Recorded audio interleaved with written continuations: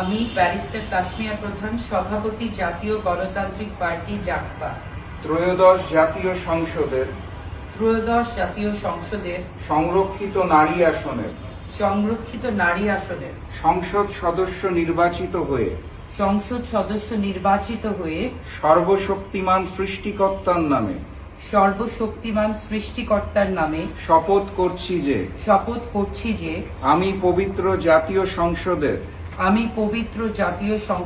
সদস্য হিসেবে আমার উপর অর্পিত দায়িত্ব ও কর্তব্য অত্যন্ত নিষ্ঠা সততা ও স্বচ্ছতার সাথে পালন করব। আমি সর্বদা মজলুম ও অধিকার বঞ্চিত মানুষের পক্ষে কণ্ঠস্বর হিসেবে কাজ করব এবং একটি মানবিক ও ইনসাফ ভিত্তিক বাংলাদেশ গড়ার লক্ষ্যে নিজেকে উৎসর্গ করব। আমি দৃঢ়ভাবে অঙ্গীকার করছি যে দেশের স্বাধীনতা জাতীয় সার্বভৌমত্ব এবং জনগণের মৌলিক অধিকার রক্ষায় আমি যে কোনো ত্যাগ স্বীকারে সদা প্রস্তুত থাকব। সকল প্রকার ফ্যাসিবাদ